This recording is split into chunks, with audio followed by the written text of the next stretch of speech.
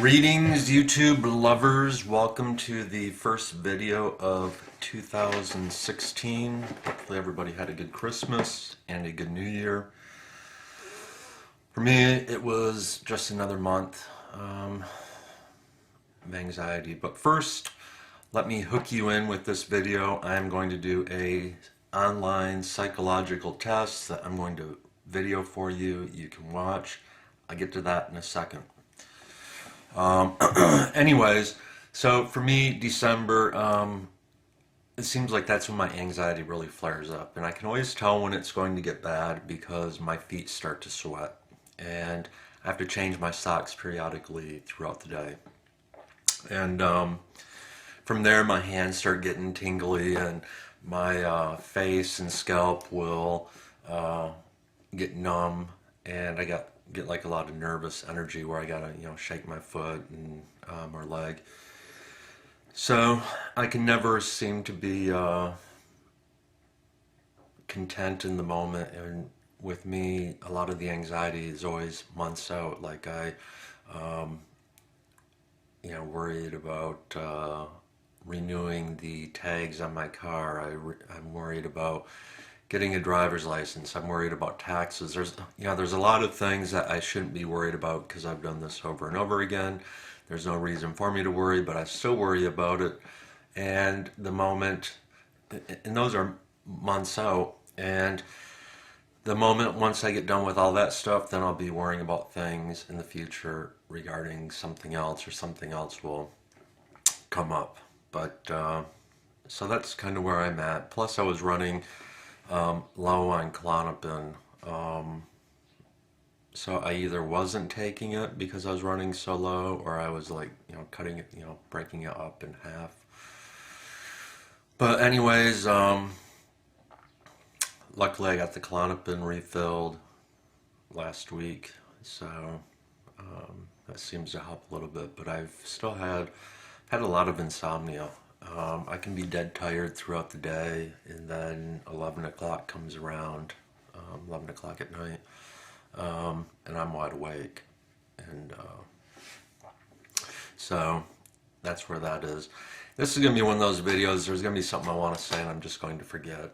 But anyways, on with this psychological testing. Here's what I find interesting. I think most people have a general sense of themselves, and they know when something isn't quite right, whether it's mentally or medically. And if you go to the doctor and they give you a diagnosis, you either agree with it or you don't. I mean, you have a general sense that they're missing something.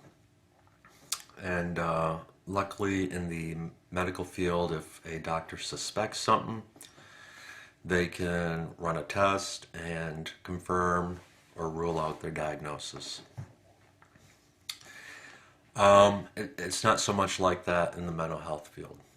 You go to a psychiatrist or psychologist or therapist, and more often than not, they don't run any type of testing.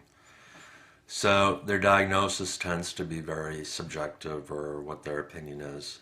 And I don't really think that's a good way of doing things, simply because that's what their opinion is. And you go to another psychiatrist, therapist, or psychologist, they may completely disagree.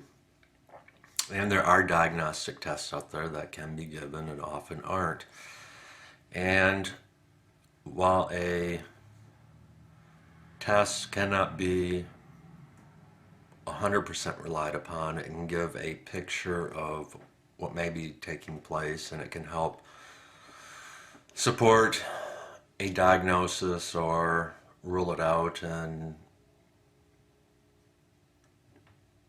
may lead to a more accurate diagnosis. And even if that doesn't occur, it still puts together a profile of the person mentally as well as personality wise. And how I think this is important is if somebody does a personality or a test that covers personality, and somebody scores high in, let's say, borderline personality disorder, That might be an idea. I think with personality disorders, a lot of control comes into play.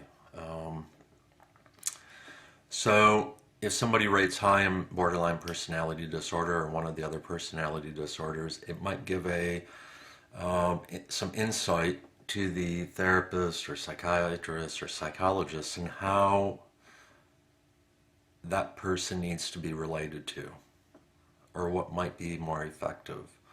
Um, what treatments might be more effective, what medications might be more effective.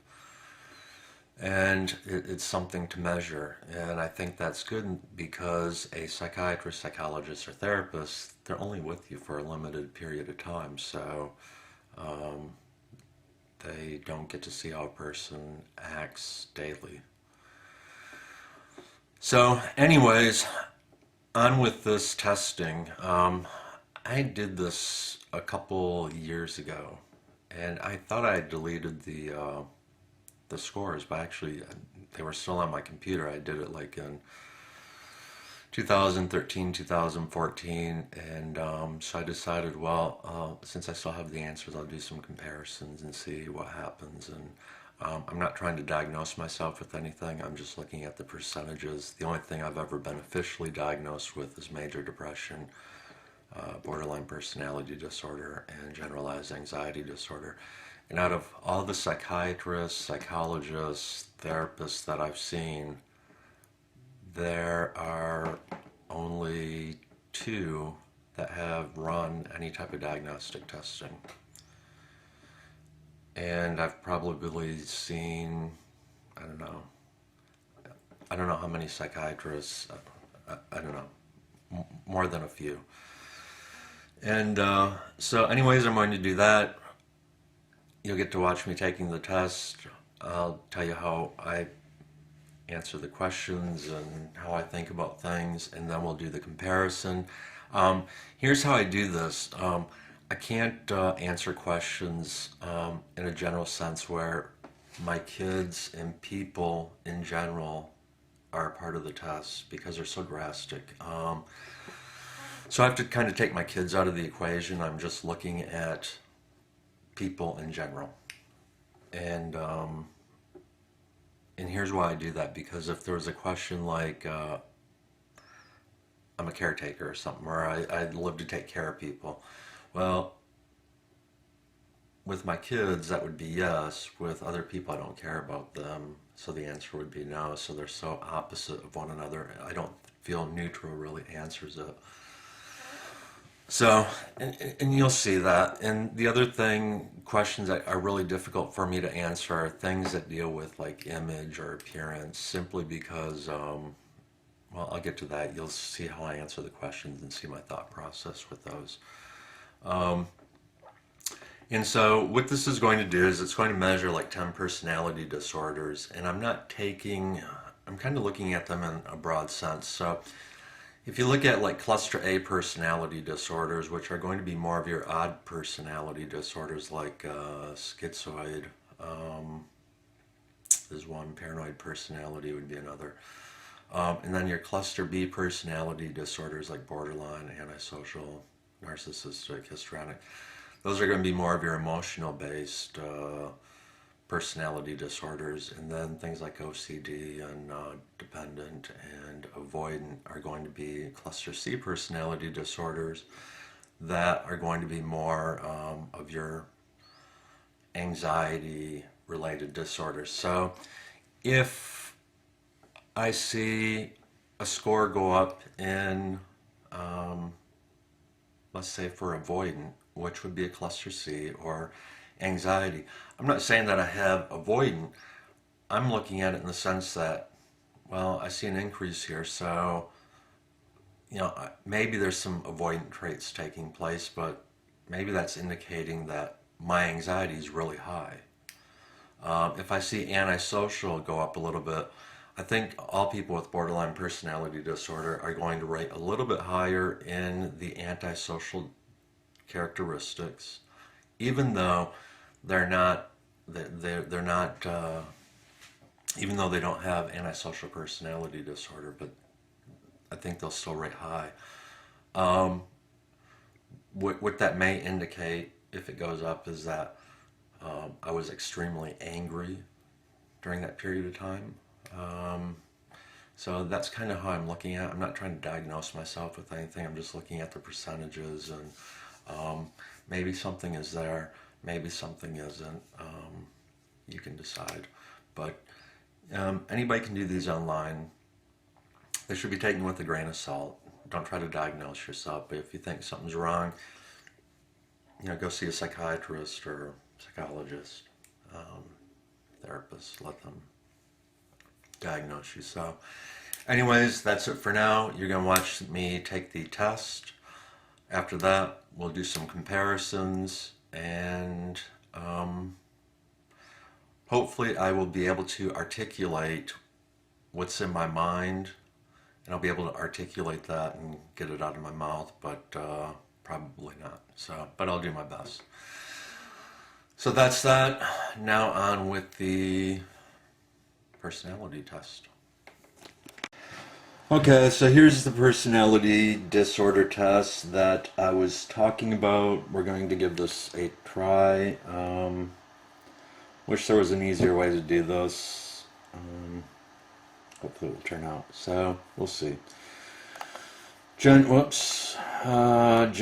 is male. I prioritize being attractive to most people. That would be very inaccurate. These questions give me a difficult time simply because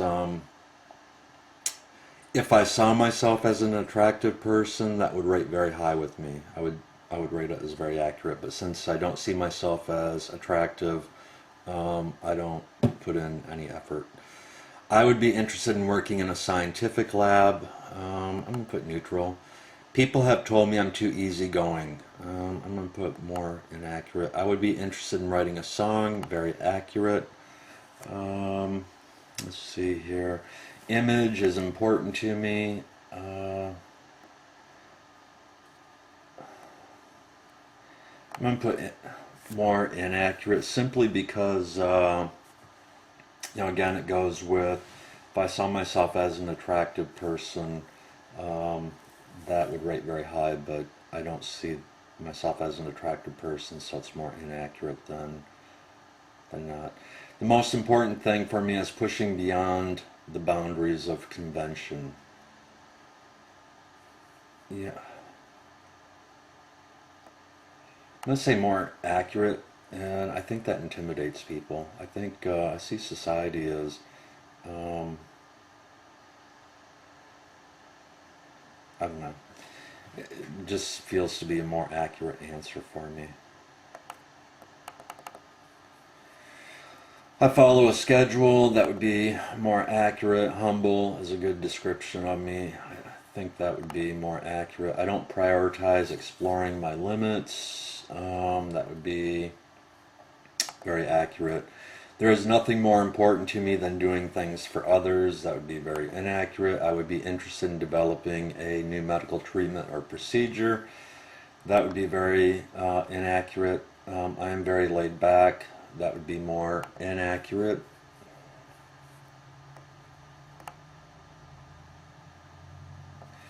I am not my experiments.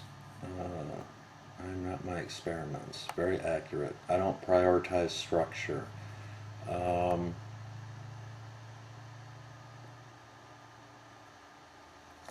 say that'd be more accurate. I am not my risk-taking. That would be very accurate. I plan to work to avoid rushing just before the deadline. That would be more accurate. I sometimes avoid living my life. Very accurate. I would be interested in studying in a scientific field. I'll put neutral. I'm concerned with fashion. Very inaccurate. Again, if I saw myself as attractive, that would rate very high with me, but I don't. I am my success. I am my success. I don't have any success, so I would see that as very inaccurate. I value being more attractive than others. Very inaccurate. Again, if I saw myself as an attractive person, that would rate very high with me. I would be interested in doing research on plants or animals. I kind of put that maybe more accurate. I focus on the negative, very accurate. Always keep things very chill, very inaccurate. The value of your life is based on your sexual success. Put neutral there. I don't date anymore. I stopped in 2011, but here's how I look at this. When I did date, I based whether somebody viewed me as attractive or liked me or wanted to go out with me again based on whether we had sex on the first date. So if we had sex on the first date, that meant they liked me and wanted to go out with me again, and if we didn't, that meant they didn't like me. I engage in experimental living. That would be very inaccurate.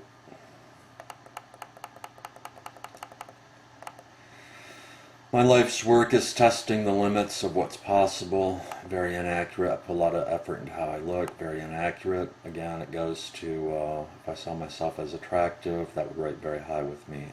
I'm chaotic. That's probably more accurate. Often it's not what I want, it's what others want that's more important to me. Very inaccurate. I like being wrong. Honestly, I would like being wrong, because if somebody challenged me to do something,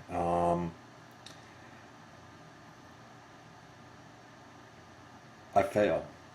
And I would like to be proven wrong and see myself succeed. So, I would actually like being wrong.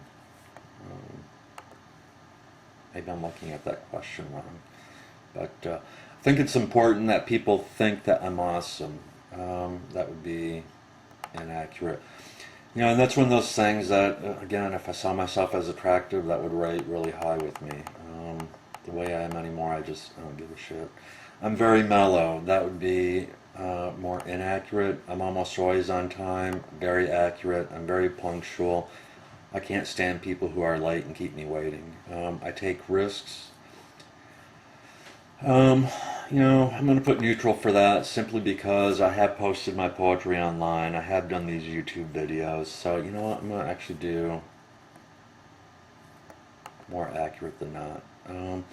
I would be interested in studying the structure of the human body. Very inaccurate. Being relaxed is the foundation of my personality. Very inaccurate.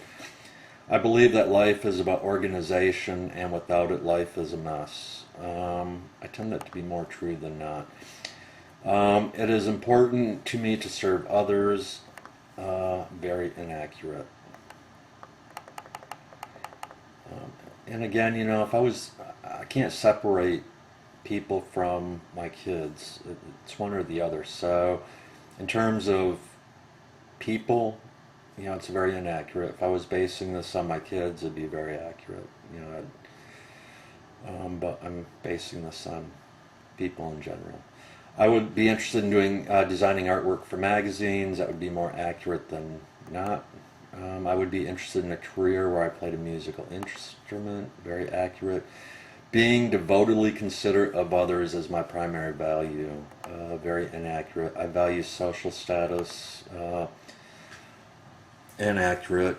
Again, it goes to if I saw myself as being attractive, then I would rate it very high. And here's how I see everything. If you're attractive, you're successful. If you're successful, you have social status. So because I'm not attractive, I don't have any of those other things. So being optimistic leads to disappointment.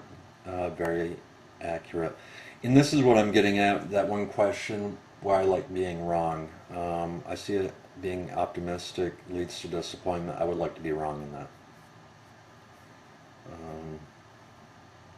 Life is not always worth the effort. Very accurate. I take unfamiliar paths. Very inaccurate. Second place doesn't feel much different than last place. Very accurate. I work according to routine. That would be more accurate. I am devoted to living in style. Very inaccurate. And again, that goes to success. Attractive leads to success. Success leads to social status. Social status would lead be living in style. I believe my life has a little meaning. Very accurate. I love death. Very accurate.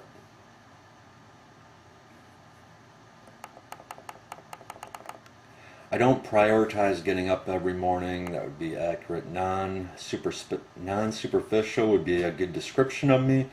I would say that would be, I think that's actually pretty accurate. I don't think I'm superficial. I would be interested in directing a play. Very accurate. I tend to select a life path that will make me look best to others. Very inaccurate. Again, if I saw myself as attractive, this would kind of fit in with that scenario. I am my failures. Very accurate. I spend all my time taking care of the needs of others. Let's see here. I spend all my time taking care of the needs of others. That would be... I'll spend all my time. I'll put that there. I'm obsessed with what I look like. Very inaccurate. I would be interested in an artistic career. That would be more so accurate. I follow a system. That would be more accurate. So I made it through the questions. I am going to submit this. I'm going to pause it here first. Okay, so I've taken the test online. Hopefully, I got this set up in an awkward position. Hopefully everybody will be able to see this, but anyways, the test grades on paranoid, schizoid, I'm not sure how to pronounce the other one. Those would be your cluster A personality disorders or odd. Then antisocial, borderline, histrionic, narcissistic, which would be your cluster B, which are more of your emotionally based personality disorders. Then avoidant, dependent, and OCD, which would be more of your anxiety driven personality disorders, or cluster C. And then the first set of percentages would be the just kind of the average web score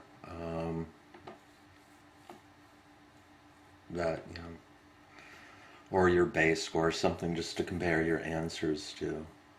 And you should be able to read those. I don't think I have to read them for you. And so, got my finger there. Where's my cursor?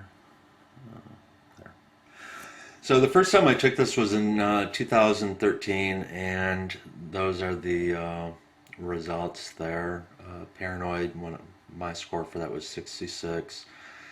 Schizoid wasn't too significant. Excuse me. Antisocial, like I said, was rated a little bit higher. I don't think there's anything all that significant about that. Borderline personality was quite a bit higher at 82%. Nothing significant really with anything else. Or either everything else is lower than what the average web score is. So there's really nothing too significant on that, other than borderline is what I would have expected it to be. So when I took it in 2014, the paranoid dropped down to 58%. Schizoid increased more to 66%. Antisocial increased. Borderline went from 82 to 90. And fairly big drop in avoidant. Dependent increased a little bit.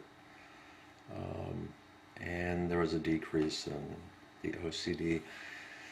The numbers that I'm really looking at would be antisocial and borderline. Both increased, and kind of what that might tell me is that I was more hostile, or more can't think of the word I want to use, more irritable, or my borderline traits were maybe flaring up because I was coaching around that time, and I think I was more agitated, so that might be why those went up. The schizoid, um, that I can't explain other than at that time, I was basically doing things with my kids as far as their sports, but I wasn't really doing anything else with anybody else. I don't really have I can't really make heads or tails of that. I think the two big ones for me are antisocial and borderline, both increased, and that would kind of tell me that was more of a difficult period for me. Probably a little bit more angry than usual, I guess. So, in 2015, actually, I took this. Actually, did the test yesterday, but it's close enough to 2015. I put 2015 if it makes you feel better to think it's to see it in 2016. Pretend it's 2000. Well, don't pretend it is 2016. Pretend the 2015 on there, it says 2016. Anyways, the paranoid went from 58 to 73. Schizoid went from 66 to 83. Antisocial decreased, a huge decrease in borderline, went from 90 all the way down to 54. Huge increase in avoidant, went from 18% all the way up to 97.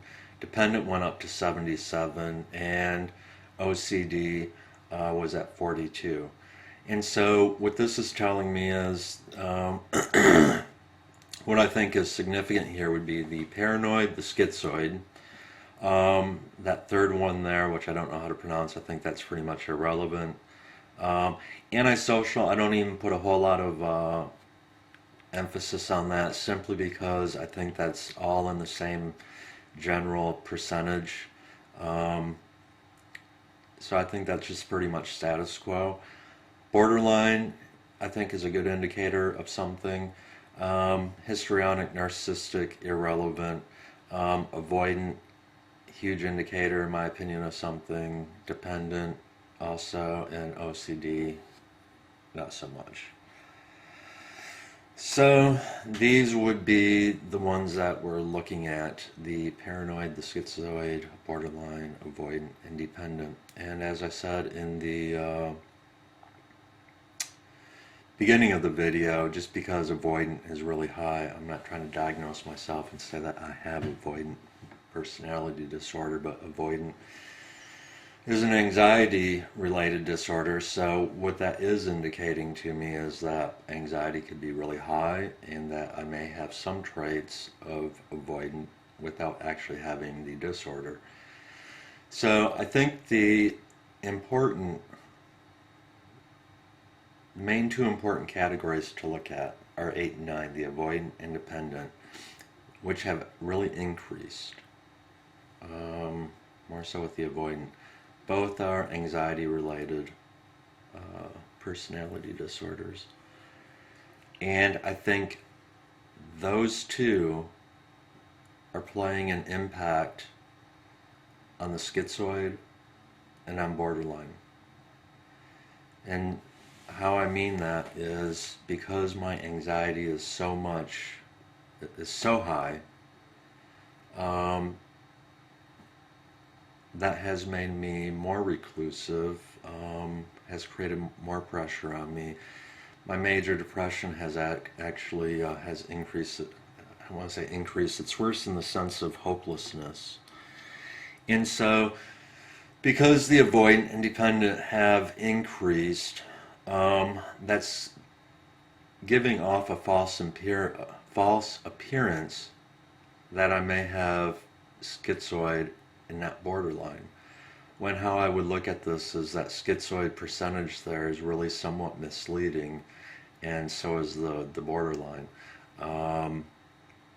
Because I've withdrawn so much from people and I keep isolated, mainly because of stress and anxiety and depression, it would make sense that the schizoid characteristics would increase simply because I'm not around people. And Likewise with borderline, it would show a decrease because I'm not around people. So, um, you know, that deals with interpersonal relationships, so it makes sense that would go down. So that is the test. I'm not trying to diagnose myself with anything new. I'm just looking at things, and I found the percentages interesting. Um, and like I said, because avoidant is high, I'm not trying to diagnose myself with avoidant personality. I'm looking at it as I may have some avoidant traits, which have increased, but more importantly, it is it's more of an anxiety-related disorder, and so that would be an indicator that my anxiety is much, much higher, which I can assure you that it is. Um, and it just kind of gives off false impressions of everything else, makes it look like I have schizoid when I don't, and borderline when I don't, and um, so I don't know. I'm not really articulating, I don't think, all that well what I'm trying to say. Hopefully it makes sense. Hopefully you found it interesting. If you think you have a mental illness or something wrong with you, don't try to diagnose yourself. Go see a professional, let them do it. But this is why I think personality diagnostic testing is important, because it gives a indicator, something concrete that can be looked at, and not as subjective in seeing what's taking place within a person. So hopefully you found it interesting. Thanks. Bye. This turned out well, but just to go through. Here are the questions that I originally answered. Nothing has changed. And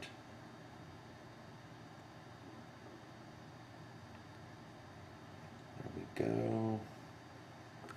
And here are the results.